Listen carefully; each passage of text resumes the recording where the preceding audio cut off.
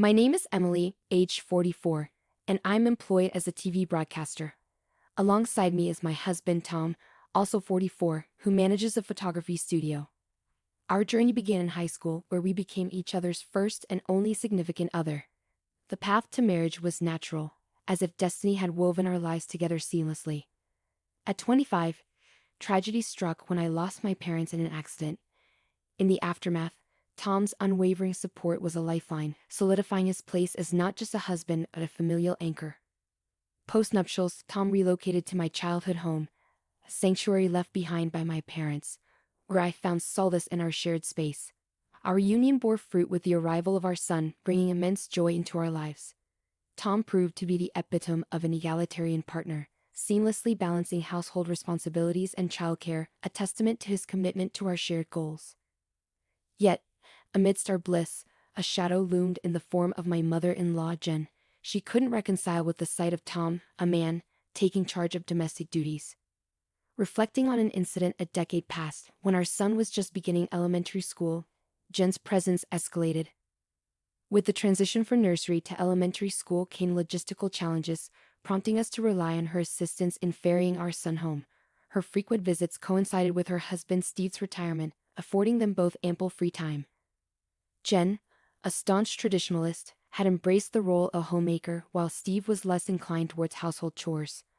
Whenever Tom found himself in the kitchen, effortlessly whipping up meals, Jen's disapproval lingered audibly in muttered phrases like, "A man's place isn't in the kitchen," or nostalgic remarks about how their generation wouldn't conceive of such occurrences.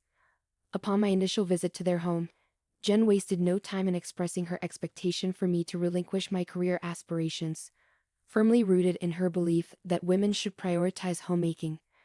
My role as a glamorous broadcaster seemed to irk her, contrasting sharply with her worldview. Yet Tom, who had witnessed my passion for broadcasting since our high school days, remained steadfast in his support for my ambitions. Likewise, I championed his pursuit of photography, and our symbiotic collaboration felt organic and effortless. Navigating the challenges of nursery school proved to be a joint effort, but the transition to elementary school brought unexpected hurdles, particularly with after-school care proving less accommodating. This compelled us to lean on Jen's assistance more heavily. As she began to frequent our home, her critiques of household tasks became a common refrain. Despite Tom's nonchalant responses defending our division of labor, Jen persisted in voicing her disapproval, often behind my back. Yet, recognizing her invaluable help, I chose to endure her comments in silence, opting not to engage in confrontation. Despite her traditional values, Jen had a surprising affinity for modern conveniences. Proudly brandishing her smartphone, she boasted of being the sole owner among her peers, reveling in the ease of access it provided. "I'm ahead of the curve," she proclaimed, enthusiastically exploring the internet for various purposes. "Look at how simple it is to do things now," she remarked, advocating for the adoption of convenient tools. Embracing the digital age, she efficiently utilized online platforms for tasks like restaurant reservations and service bookings. However, Jen's embrace of modernity seemed selective when it came to our family's shopping habits. Disapproving of our reliance on a delivery service for weekly grocery orders, she voiced her dissent with comments like, "You should handle the shopping yourself," and lamented the perceived wastefulness of delivery fees. Yet, her tune changed upon discovering the option to order groceries online. Encouraging me to embrace this newfound convenience, she eagerly advocated for the abandonment of outdated paper forms, highlighting the benefits of digital shopping. During evenings when Jen lingered at our home while Tom and I prepared dinner, she often cited the need to return for Steve's meal, emphasizing his inability to dine alone. Steve's aversion to household tasks was evident, leaving Jen to shoulder the domestic burden. Curious about Tom's contrasting approach, I once questioned him about his cooperative attitude towards chores, given his upbringing. Tom's response shed light on his determination to avoid the same complaints his mother had voiced about his father's lack of involvement. It was a lesson learned through observation of negative patterns. Jen's frustration with her husband's reluctance to contribute to household chores was palpable, contrasting with her bemusement at her son's willingness to pitch in. Perplexed by her seemingly contradictory stance, I suspected that Jen found solace in airing grievances, prompting me to maintain a cautious distance. Little did I know at the time, Jen's mounting frustrations would eventually lead her to take drastic actions, such as selling our house without consent, revealing the depths of her desperation. That summer brought an exciting opportunity when my company extended an invitation for a 2-month business trip abroad to cover a sports broadcast at the World Championship. It was a rare chance that felt like the culmination of my hard work and dedication. Recognizing the significance of this opportunity, I turned to Tom for guidance. Amidst his own commitments, he expressed uncertainty about managing both work and caring for our son John. It was then that Jen, who had been quietly listening, stepped in with an offer to assist. Despite lingering reservations from past encounters, the absence of alternative options left me with little choice but to entrust John's care to Jen. While considering the option of having Tom and John stay with Tom's parents, we realized the logistical challenges of commuting to school from their location. Ultimately, we settled on the arrangement of Jen staying at our home during weekdays to provide care for John. With this plan in motion, I embarked on my business trip, fully immersing myself in the sportscasting work and achieving significant strides in my career. Exhausted and relieved to be back in the U.S., I trudged towards my home on a weekday afternoon, burdened by the weight of my suitcase. As I approached the entrance, I was met by Jen, who seemed oddly eager. Prepared to express my gratitude for her assistance during my absence, I was blindsided by her unexpected declaration. "This house sold for $300,000, so I'm taking the full amount." Stunned, I struggled to process her words. "Our house?" I questioned incredulously, hoping for some clarification. With a gleam in her eyes, Jen affirmed, "Yes, this house. Well, actually, we don't technically own it." Her sudden backtrack only added to my confusion, prompting me to question the authenticity of her claim. However, Jen dismissed my doubts with laughter, insisting on the validity of her statement and brandishing the registration certificate as evidence. As she stood there, arms crossed and seemingly victorious, I realized that reasoning with her would be futile. Deciding to change tactics, I attempted to redirect the conversation. "Let's set that aside for a moment. Why are you selling it?" I inquired, hoping for some semblance of explanation. With a nonchalant air, Jen declared, "What belongs to the wife belongs to the husband, and therefore to me. I'm using it to build a new house." Her rationale, though flawed, hinted at a deeper agenda, leaving me grappling with a sense of disbelief and betrayal. As Jen's words echoed in the air, her bloodshot eyes filled me with a creeping sense of unease. The notion of a new house, one that belonged to both my husband and me, suddenly seemed tainted with a sinister undertone. Her resolve was palpable as she outlined her intentions, driven by a misguided sense of obligation to shield Tom from household chores. "I've raised him not to engage in such tasks, and I won't allow him to do so in the future," she declared with unwavering conviction. As the pieces of the puzzle fell into place, it became clear that Jen's perception of Tom's role in our household had been distorted from the beginning. A simple act of solidarity, when Tom had insisted on sharing household responsibilities shortly after our marriage, had been misconstrued by Jen. In her eyes, Tom's willingness to contribute was a mere reflection of his residence in my house, rather than a genuine commitment to shared responsibilities. The concept of a working couple collaborating on household duties simply did not register in her worldview. Delving deeper into the situation, I discovered the underlying financial strain plaguing Jen and Steve following Steve's retirement. With his pension falling short, expectations and job opportunities scarce, they found themselves grappling with the daunting prospect of maintaining their rented apartment.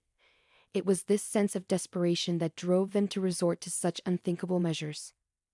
"No.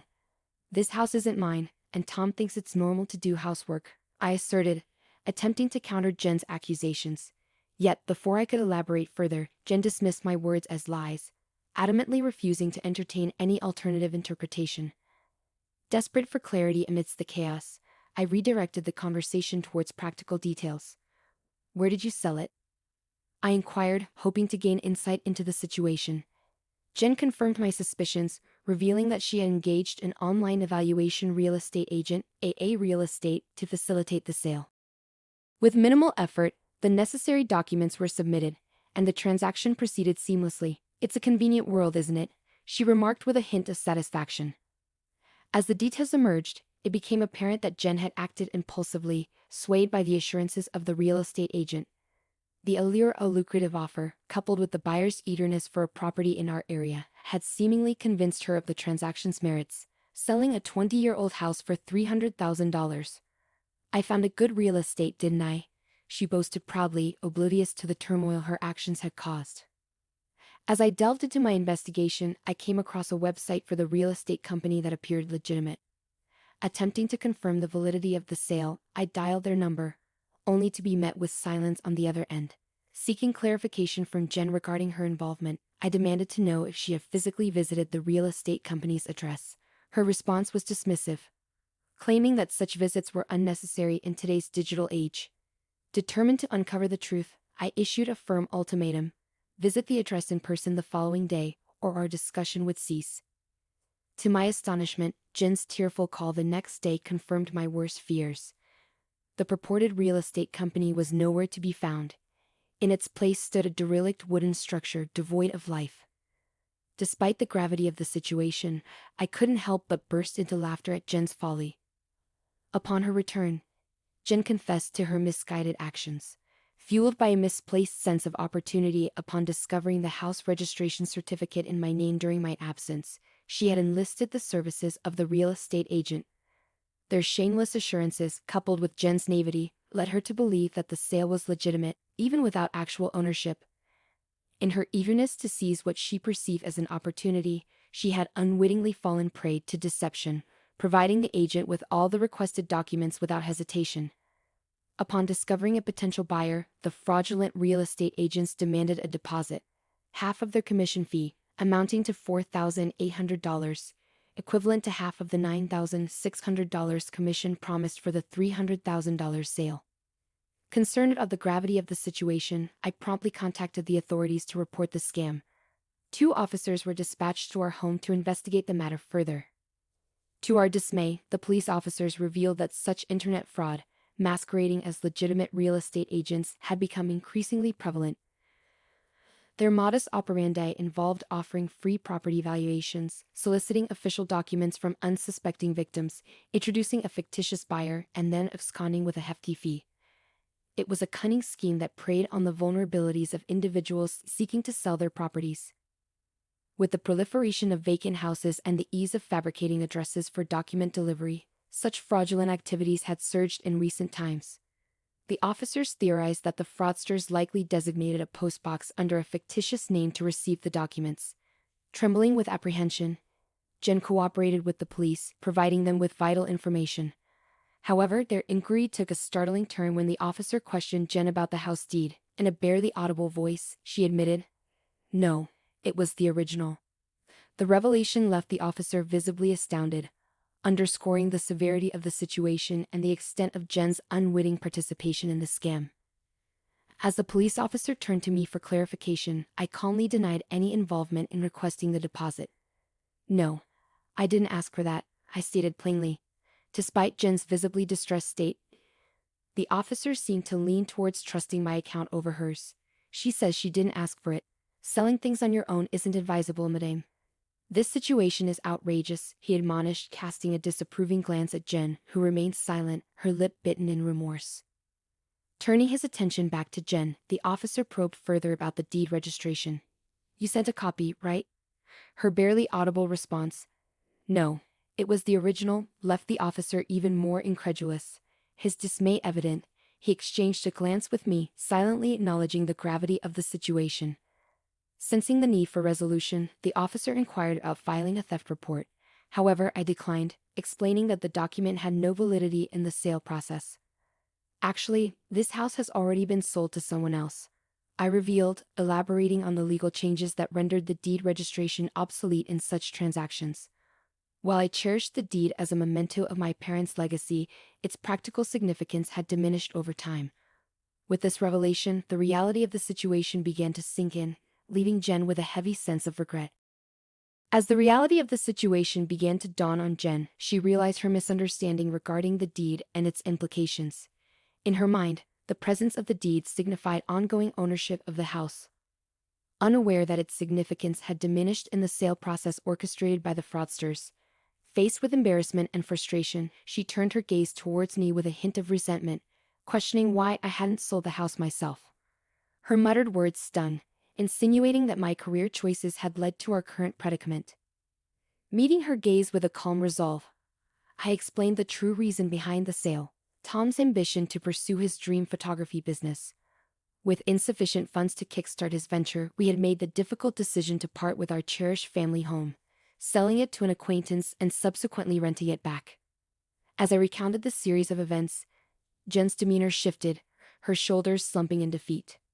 Her tearful outburst laid bare the deeper frustrations plaguing her own life, revealing the stark contrast between her own marital struggles and our united front. As she lamented her husband's perceived shortcomings, her grievances poured forth unabated, leaving the police officer at a loss for words as he struggled to navigate the emotional turmoil unfolding before him. Despite filing a fraud report, the perpetrators remained elusive, evading capture for over a decade, leaving little hope for the recovery of the lost funds. In the wake of the ordeal, Steve's trust in Jen waned, prompting him to assume full control over their finances. Stripped of any financial autonomy, Jen found herself relegated to seeking Steve's approval for even the most basic expenses, a restriction she found suffocating and frustrating. As she grappled with the consequences of her actions, Jen turned to Tom for solace, only to be met with a reminder of her own culpability. Bereft of disposable income, she sought employment through senior job listings, eventually finding fulfillment in teaching the elderly how to navigate modern technology. Despite her own struggles, Jen's empathetic approach endeared her to her students, earning her respect for her ability to relate to their challenges and patiently guide them through the intricacies of smartphone usage. Though her circumstances had shifted dramatically, Jen found solace in her newfound role, finding purpose in helping others navigate the digital age.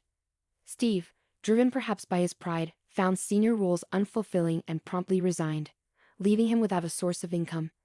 Meanwhile, Jen's schedule has become increasingly hectic, often leaving him to tend to household chores as she attends to her commitments.